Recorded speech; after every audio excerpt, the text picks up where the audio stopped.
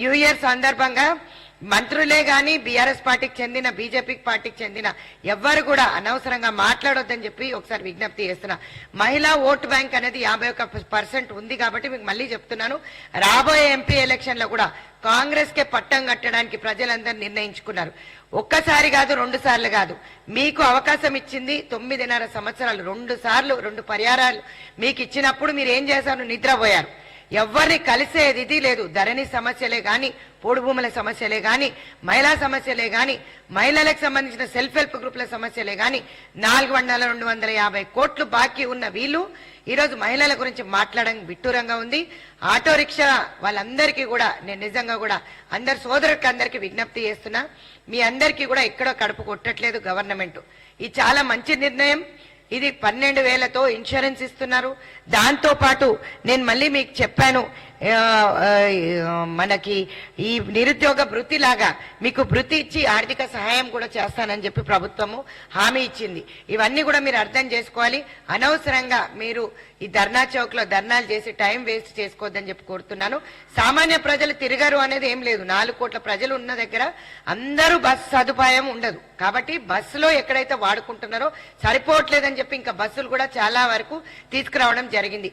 ప్రభుత్వము మీ సంక్షేమం కోసం ఆలోచిస్తుంది కాబట్టి మీ అందరికీ కూడా మళ్ళొక్కసారి విజ్ఞప్తి చేస్తున్నా, ఏ ఒక్కరు కూడా కాంట్రవర్సీగా చేసే స్టేట్మెంట్స్ బీఆర్ఎస్ వాళ్ళని నమ్మొద్దు. ఈ నెగటివ్ ప్రచారం నమ్మొద్దు. మీరు అన్ని స్కీమ్స్ తో లబ్ధి పొందాలి. 100 రోజుల్లో 6 గ్యారంటీలు కంప్లీట్ చేస్తానని చెప్తున్నాం. దానిపైన ముఖ్యమంత్రి గారు గాని, సీనియర్ మంత్రులు గాని ప్రతి ఒక్కరు వర్కౌట్ చేస్తున్నారు. సో ఈ రోజు నుంచి మేము ప్రతి ఒక్కరి వ్యూస్ తీసుకోవడానికి ఆర్టీసీ బస్సులో ప్రయాణిస్తున్నాం. కేటీఆర్ కి ఖబర్దాన్ అని మళ్ళొకసారి హెచ్చరిస్తున్నాను. మీరు నెగిటివ్ గా ప్రచారం చేయొద్దని చెప్పి మళ్ళొకసారి మహిళల తరఫు నుంచి హెచ్చరిస్తున్నాం. మీరు ఏది చేయలేకుండా ఈ రోజు వరకు మూడ్చుకొని కూర్చున్నారు కాబట్టి మిమ్మల్ని పక్కకు పెట్టారు. మీకు సంక్షేమ పథకాలు గాని, ప్రాజెక్టులు గాని, కాళేశ్వరం ప్రాజెక్టు కూడా చూసినప్పుడు మీరు ఎంత చొక్కగా కట్టారో చూసాము, ఎన్ని కమిషన్లు తిన్నారో చూసాము. పేద ప్రజలు నడ్డి విరిసి జీఎస్టీలు, వ్యాట్లు ప్రతి ఒక్కటి దోచుకు తినడం తప్పిస్తే బీజేపీ ప్రభుత్వం అయితే మా పిల్లల పెన్సిళ్లు, పాలు, చీజు, బెడ్ ప్రతి ఒక్కటి, కట్టుకునే చీరలు, చేసుకునే చెప్పుల దగ్గర నుంచి వీళ్ళు జీఎస్టీ వ్యాట్లు పెట్టి దోచుకు తింటున్నారు.